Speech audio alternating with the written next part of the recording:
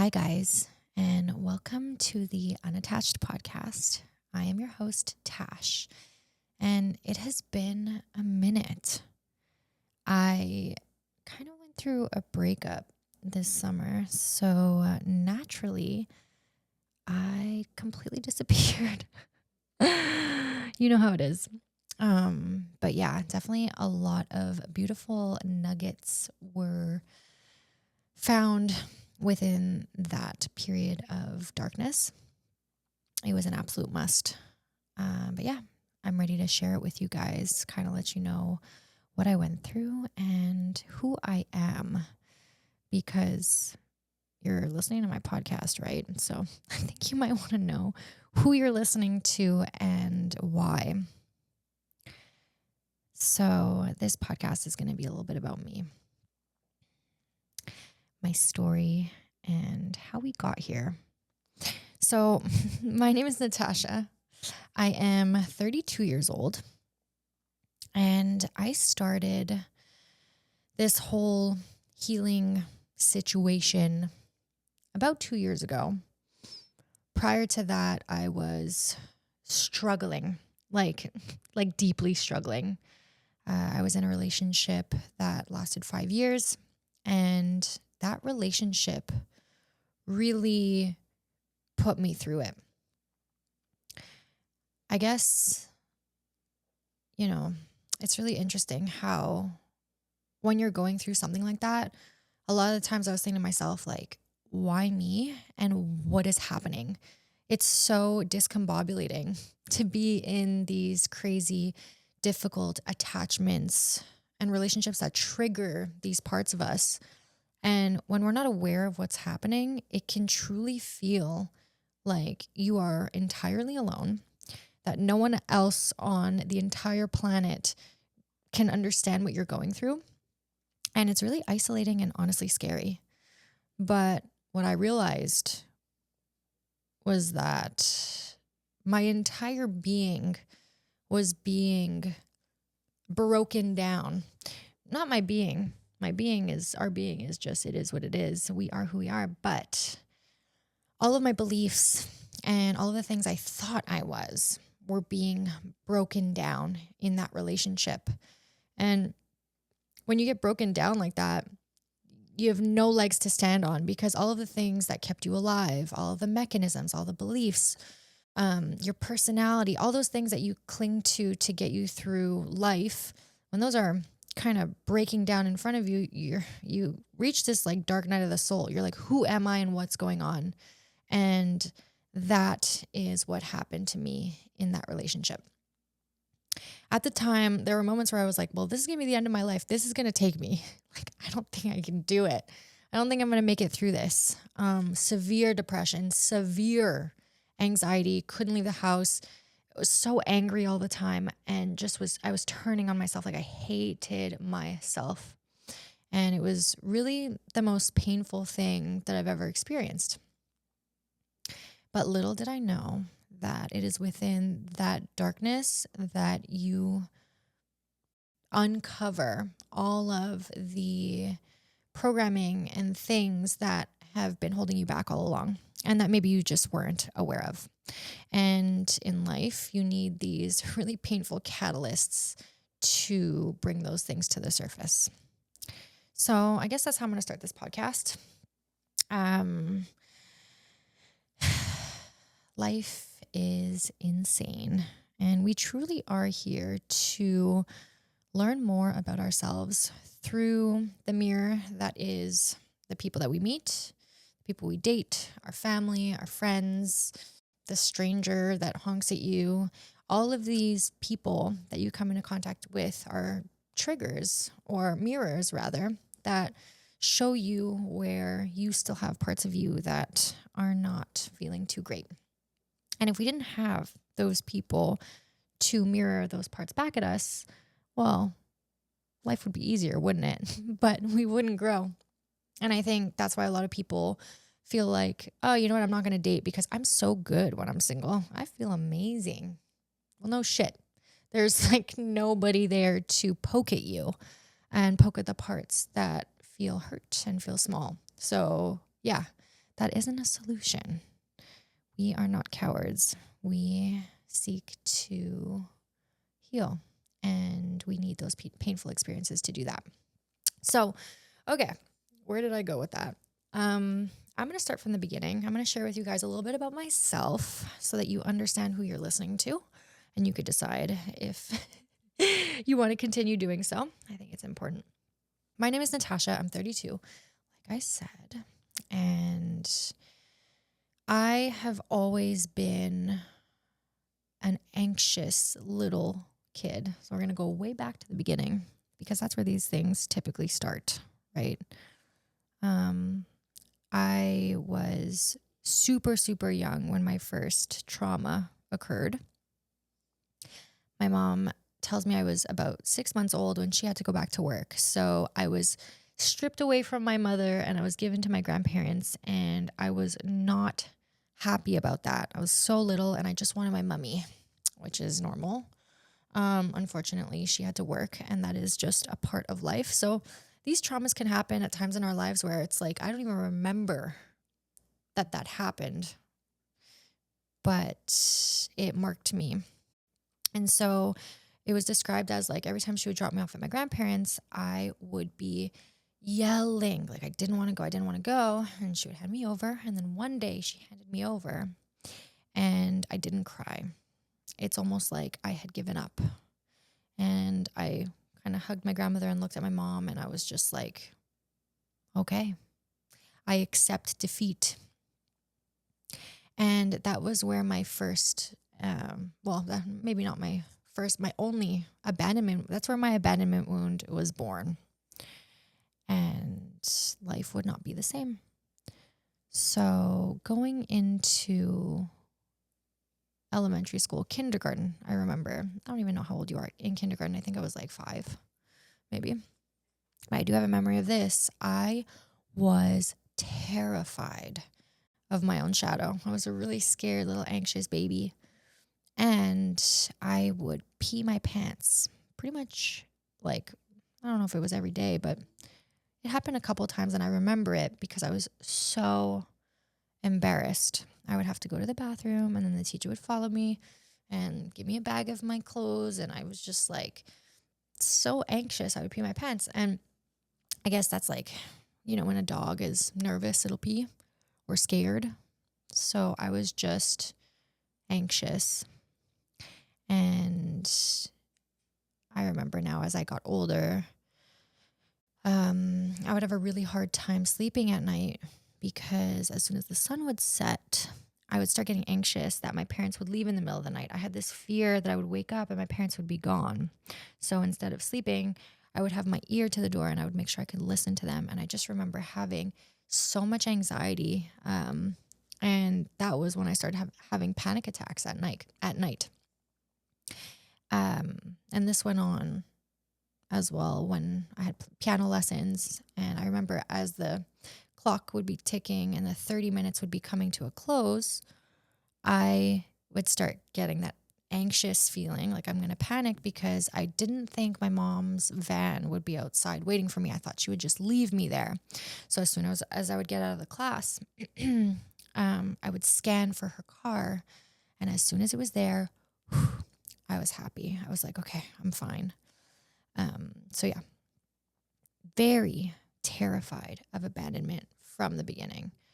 I think my mom sent me to a therapist. I don't know how old I was. I remember it though, but let's say I was like 6, 7. And I remember being there. It's pretty weird how you can remember, like have memories of like almost 25 years ago. So crazy. But yeah, all that to say, anxious little kid. What ended up happening over time is that my system was like, this is just not optimal for survival. If you are this terrified, you're going to get killed in nature because that's how our system operates. It needs to keep us alive, kind of like animals, technically.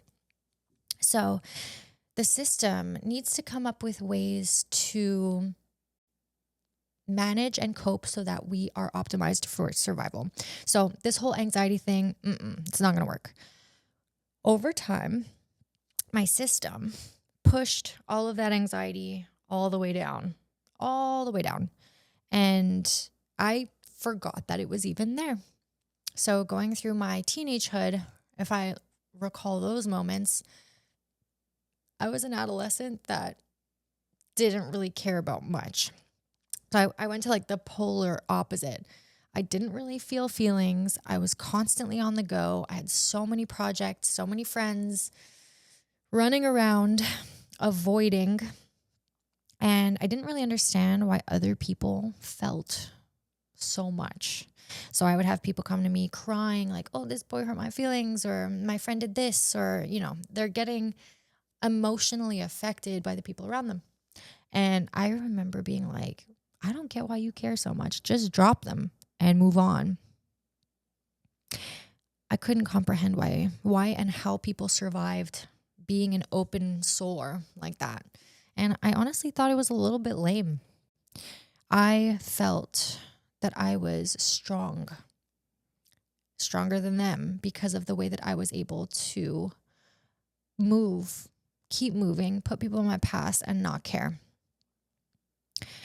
So it's really interesting because this is a mechanism to not feel, because on a subconscious level, it was very clear to me that it was not safe to feel.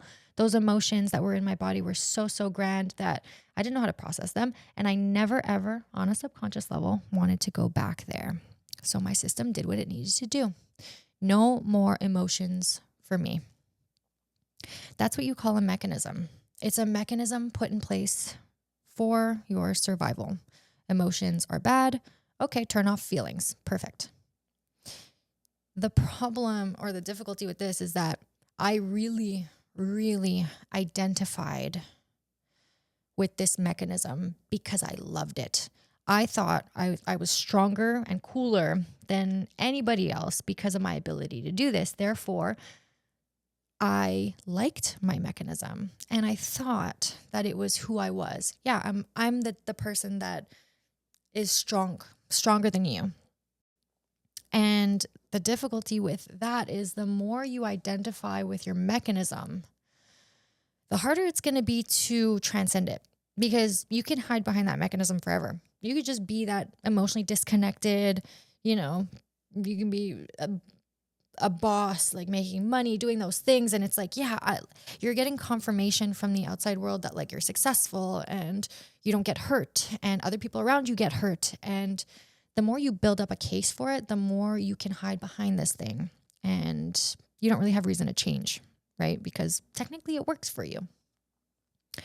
What I didn't realize is that it doesn't really work for you, because ultimately when you're cutting yourself off from feeling, there's only so much joy you can feel as well. It's kind of like you're living life in the middle. You don't get too happy, you don't get too sad, because you're not allowing yourself to feel the full spectrum of emotion.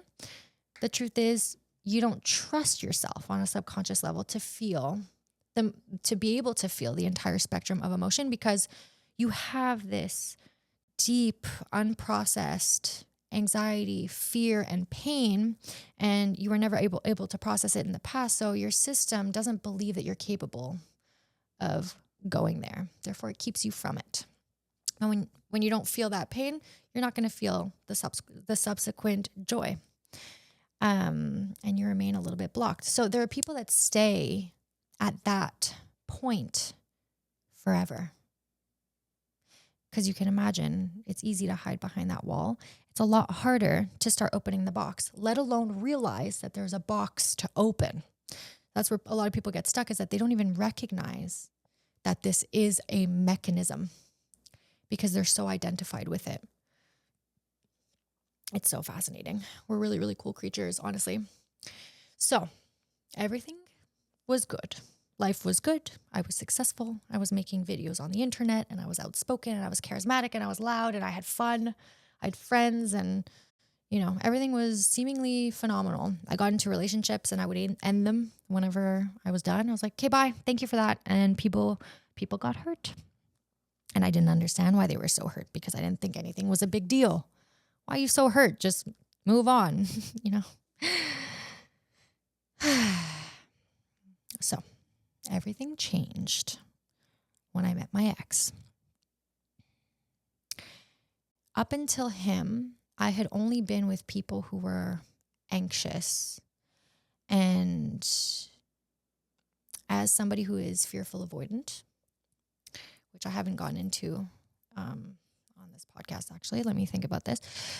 A fearful avoidant is somebody who is both anxious and avoidant and can vacillate between the two, depending on the person that they're with, depending on how they feel in the dynamic. And so I was super anxious as a kid, right? And then as I grew up, I went more to the avoidance side because it's what kept me safe. And I had always dated people who were very anxious, which kept me rather avoidant because anytime they would require more of me or, I'd feel like they were just gripping at me, I was like, what is this? Please get away from me and get a grip. Learn how to stand on your own 2 feet. This is embarrassing. They gave me reason to feel like I was justified, that it was their fault, that they're icky, and it's because of their anxiety that I don't want anything to do with it. I'm the healthy one and you're the anxious one. And so I would blame them and keep going on my merry way. Because when you blame, you don't have to take accountability, right? It's like, okay, you're just super anxious. This is your fault. I'm out. Not taking the time to recognize like, okay, maybe I play a role in this too. So this is often why people who are avoidant will blame, because they're already spending most of their time avoiding their own inner world. They're not about to take accountability for how they show up in the relationship because they're so blocked off from themselves. They don't even recognize that there is something funny about their behavior because they haven't gone there. And a lot of them don't know how or won't, depending.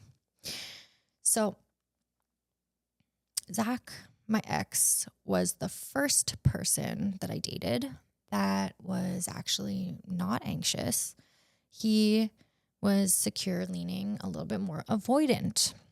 And this threw me for a loop because the moment I met him, I felt like, who is this person? And why is he not giving me everything up front? Like most people were like smitten by me and I was just like, I did the whole thing and I got them and then whatever.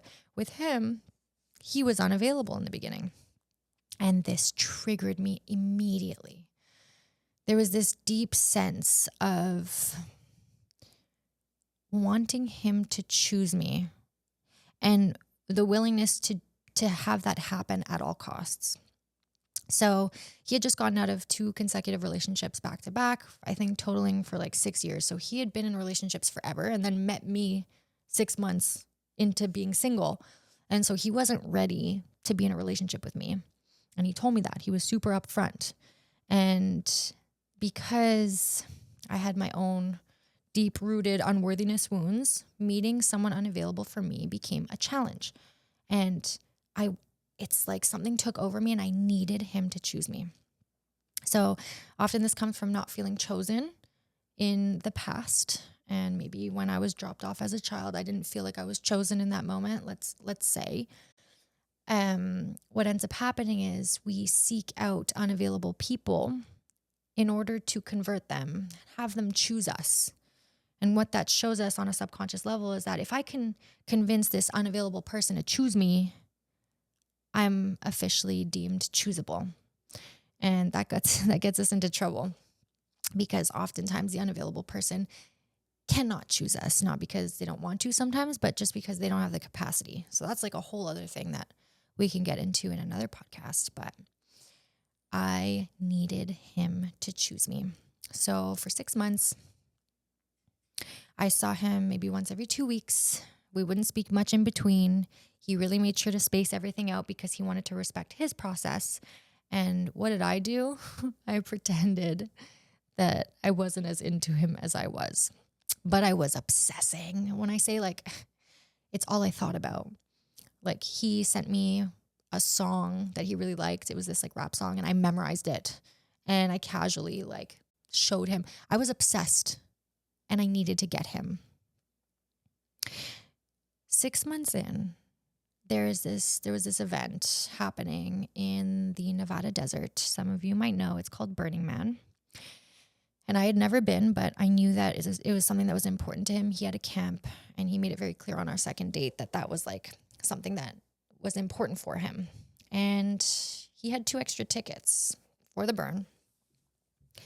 And as the burn approached, no invite.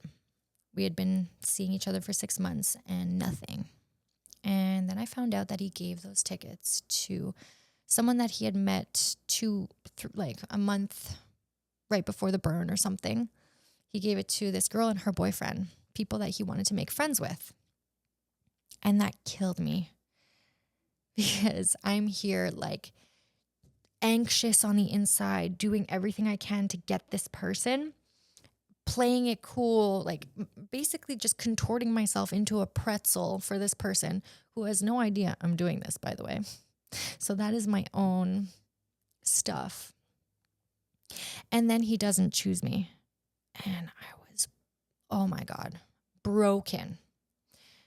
So what do? I go onto Facebook. I find this Facebook page where people sometimes give tickets away or sell them. And this guy had just posted something on the wall saying, looking for someone to go to the burn with, apply and by responding to this comment, whatever. So I just go straight into his direct messages and send him a message saying, hey, I would love to do this with you, blah, blah, blah. And a couple hours later, he messages me. We hop on a call and he chooses me.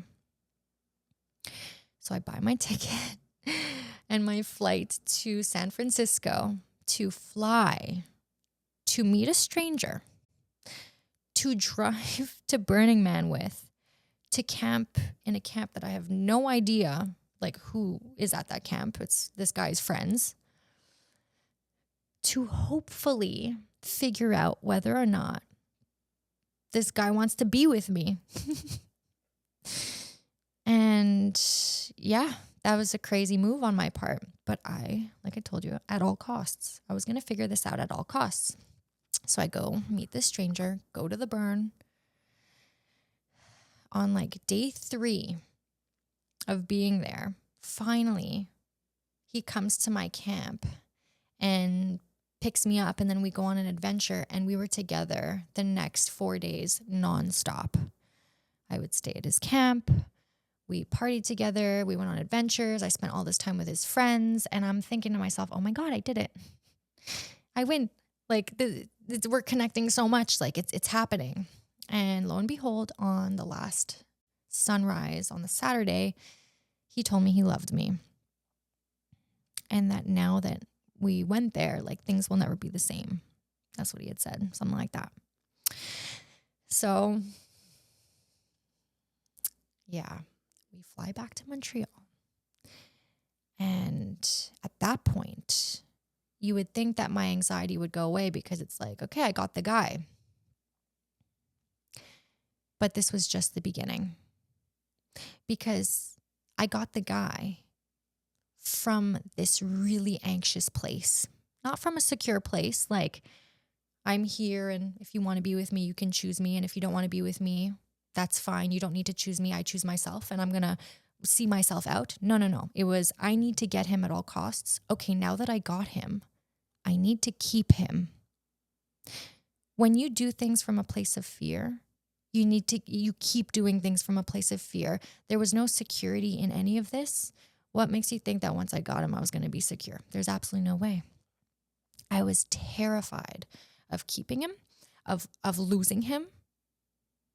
So not only did I abandon myself for those first 6 months to get him, things only got worse from there. I abandoned myself so much more. So we fly back to Montreal. I was living at the time in my first apartment ever by myself.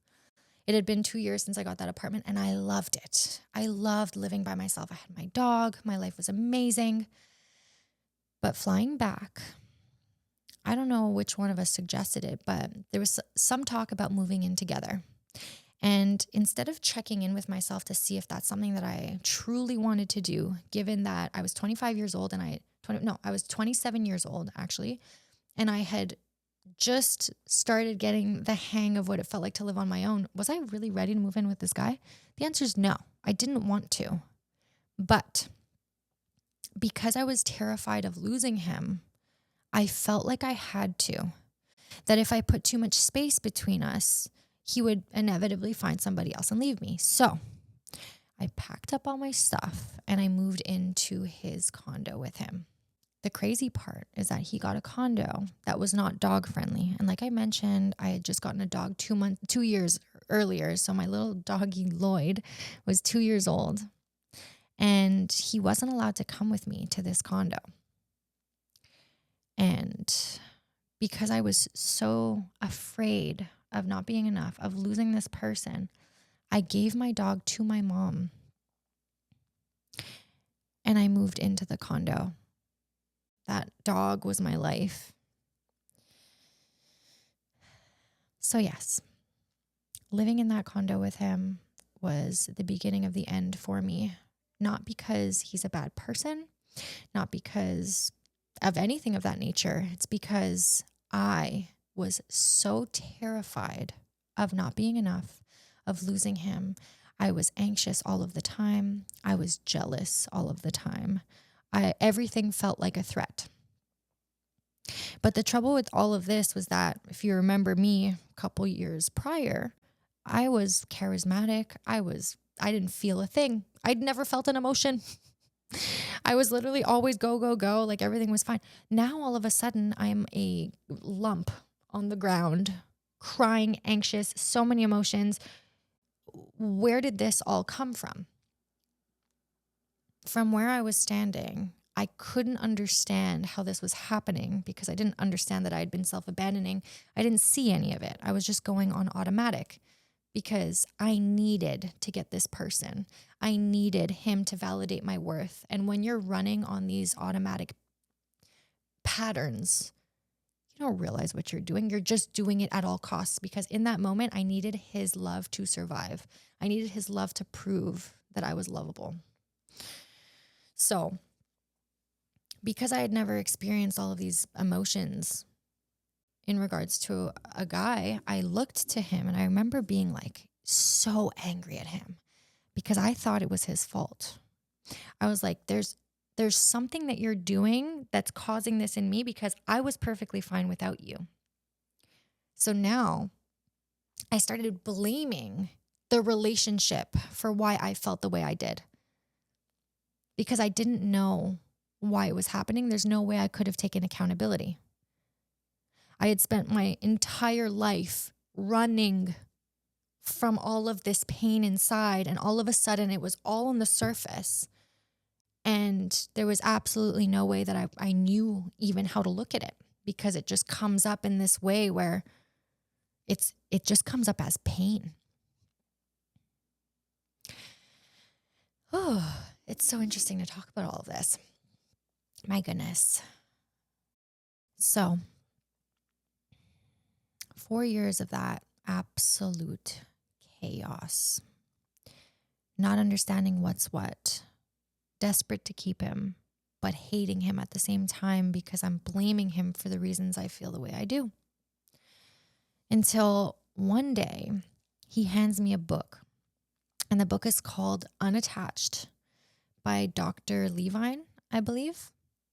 And it is a book on attachment styles, which is something I had never, ever heard of before. So I read the entire book twice, highlighting. And I am just sobbing as I read this book because this is the first time that I actually feel like whatever I'm going through is not an isolated event. The things that I was doing, saying, feeling were written within the pages. So clearly somebody else has done, felt, and experienced the same exact thing, which means there's clearly a solution. If I'm a textbook, there's a solution. And I was a textbook fearful avoidant, like I had mentioned earlier. So, a fearful avoidant is someone who is terrified of betrayal, who feels like they had been so utterly let down at some point, which checks out based on what I went through. I think I felt just let down. And in that moment where I accepted defeat, was just like, okay, I can never ever trust anybody ever again because it's just too painful and I'm terrified that they're going to let me down. So, what ends up happening is when you're terrified of betrayal, as soon as you begin getting close to somebody, there's this anxiety that pops up of, oh my gosh, it's not safe here. And what a fearful avoidant will do in reaction to that feeling of lack of safety is that they will push the person away. They will get away from that connection because the connection doesn't feel safe. But at the same time, it's not that they don't want connection. A fearful avoidant wants connection just as much as anyone else. They're just terrified of it. So they will pull the person closer because they want to be close. And then as soon as the closeness feels overwhelming, they're going to push them away. And it's on a loop. And the confusing part was that when my system would push him away and I would get this urge of like, okay, this isn't right for me, it was like this repulsion of him. And I would get mean. And then I would come back and apologize and then get mean and then come back and apologize. And granted, he wasn't a good fit for me for a bunch of reasons. Um, I didn't treat him very nicely. And so he found this book and he read it and he was doing all kinds of research to try and understand what we were going through because it was such a roller coaster. He obviously had never seen anything like it and he wanted to understand it better. So finding that book was a game changer for me because as soon as I learned about what I had the tools then to begin working on it. Because prior to that, I was just in the blame game. It's your fault. It's this, it's that, But once I had this label, which I don't recommend holding on to labels forever, but in the beginning when you're trying to get your footing, sometimes it's so comforting to have something, a label to be able to understand yourself better so that you don't feel like you're alone. And it eradicates shame as well. I used to carry so much shame about the way that I was behaving. Like, oh my God, what's wrong with me? I would have this huge reaction followed by this shame, which became a cycle. The shame would then perpetuate another cycle. So it helps with that because you realize you're not alone at all. As soon as I got that book and read it, I started my TikTok account. I deep dived into attachment styles, avoidance, fearful avoidance, anxiety, and I began documenting my own journey through the unraveling of all of my beliefs, all of the subconscious mechanisms, all the things that were driving my behavior. And I realized that there were tons of people out there that were very, very curious about what it was like in the mind of someone who is fearful avoidant. Because a lot of people are in relationships with people like us, right? But we're a little bit complicated to understand. So they were getting a sneak peek into the mind of somebody who was navigating all of it at the time. And because of that curiosity, my TikTok exploded, which was an insane turn of events for someone who had been depressed and anxious for 4 years. Now, all of a sudden, I was deriving purpose from the very thing that was causing me pain. I am so grateful for the way that things unfolded. And honestly, the more I live life, the more I realize that life really, truly unfolds perfectly. Like you couldn't make this up. So if you're going through something right now that feels impossible to get through, I want you to know that you are going through this because it's helping you uncover the places that you are still stuck.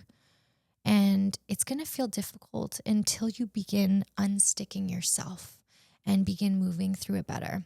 That's the whole purpose of it.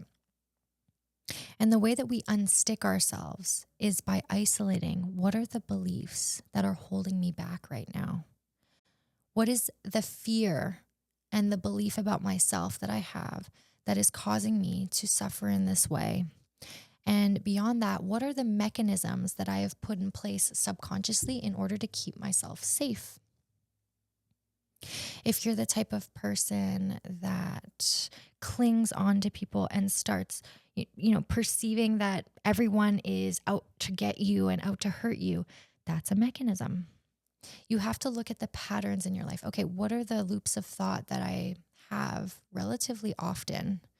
Okay, I don't trust people. Okay, I think that people are doing this. I feel like everyone's going to cheat on me. I feel like everyone's going to leave me ultimately.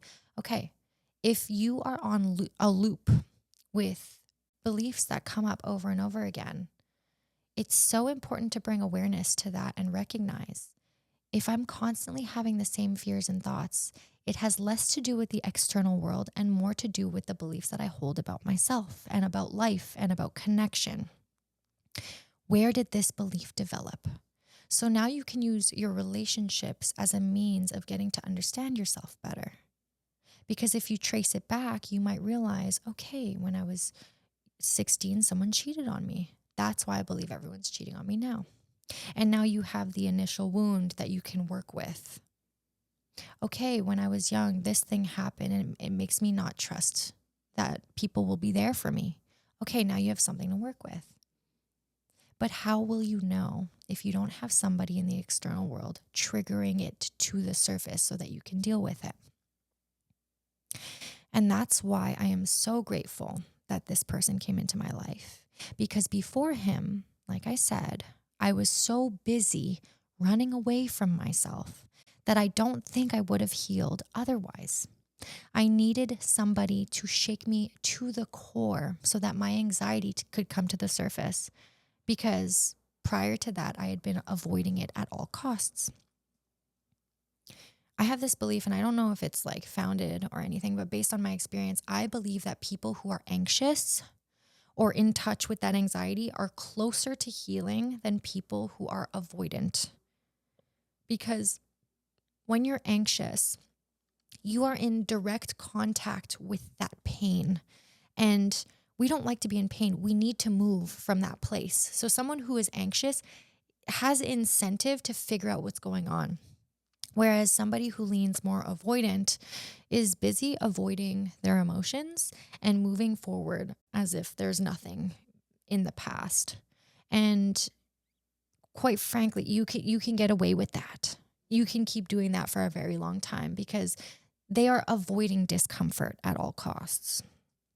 So if you are anxious or fearful avoidant and you're feeling a lot of emotion, I want you to know that you are close. You are right there. There is a reason that this is showing up in your experience. And if you use your experience to trace back where things are coming from, you have all of the information needed to heal those wounds. What I'm going to be covering in this podcast are ways to now take that information and rewrite those beliefs and heal on a somatic level. And that is the healing that makes all of the difference. I don't know if you guys have heard of somatic healing, but that is the therapy that has helped me. Not even the most. That is the only therapy that has helped me. I'll give you a little rundown just for funsies. Somatic therapy is the therapy of the body, the soma. When we go through traumatizing events throughout our lives, which we all do, because it's quite easy to traumatize a child. We are so helpless and so dependent. So any little thing can cause a trauma. Never compare your traumas to somebody else. Oh, it's, this isn't a big deal. Other people have had it worse than me. No. A trauma is a trauma. We have to give love to all of it. They are all valid. So what happens when you're young and you go through something difficult is that a big sensation takes over the body. In my case, it was debilitating anxiety and panic attacks. And obviously, I didn't know how to process that at the time. And I didn't have the tools to do it. And I was young and there's absolutely no way, right? So when we are consumed by these big, scary emotions, neglect, fear, pain, sadness, rejection, our little bodies are like, what am I supposed to do with this? And over time, subconsciously, your system is going to say, okay, we need to adapt. We need to survive. We're going to split off from the body move up to the mind, and that's where we're going to stay. And we're going to scan our environment, ensuring that we never let anything that resembles that pain happen again, which means we now become very heady in our heads, right? We're not in our bodies anymore. It's not safe in there. And we become hypervigilant. Whenever we see something that moderately resembles that pain, we're going to go into a state of fight or flight because we need to protect ourselves. We cannot go back there. So if you have a wound, mistrust, and then you're in a relationship and you see your partner is texting, but he or she is like kind of like got it, their back turned to you, your brain may perceive that as a threat. Oh my God, they're cheating on me, right? Because now you're looking at life through the lens of that wound. That wound says it's not safe. People are going to hurt you. And now whatever you perceive, until you address that wound and learn to go in there and tend to it in the body, you are going to perceive threat where it doesn't exist. And that's actually how we keep perpetuating the same pains over and over, because guess what? If you get mad at that partner for texting when they're probably not doing anything, this doesn't include partners that actually are, but we'll get into that. If you get upset and you are accusing, what ends up happening is that over time, you create this lack of safety in your dynamics and people leave, which ends up attracting the thing you fear most. And then that confirms the belief, oh, people always leave. And then if you don't address it, you get even more hypervigilant, even more intense and reactive to your fears, and people leave. And it keeps spinning and spinning. So the only way out is to recognize that you have fears governing your behavior. And whenever you act in reaction to your fears, you attract the very thing that you fear most. The only way out is to take accountability for those fears and learn to feel them safely in the body so that you do not project them onto other people, expecting them to do it for you, because that is a losing game, and that is powerless to expect other people to be the key holders to your regulation and to your peace.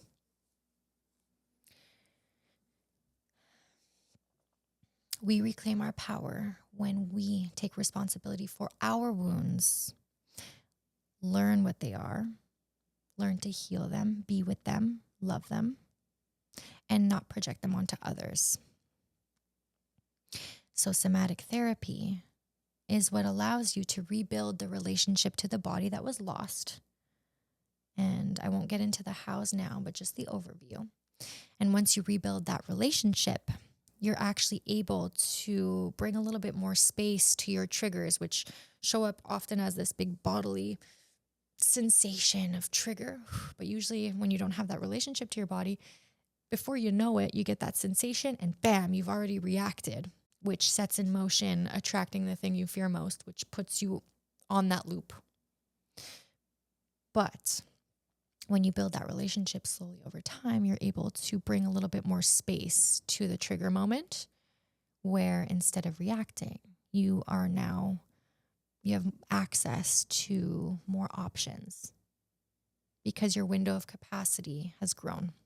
So that is the game changer. And I'm really, really excited to share all of this juicy healing stuff with you guys, because when I say it's been life-changing, that would be a gross understatement.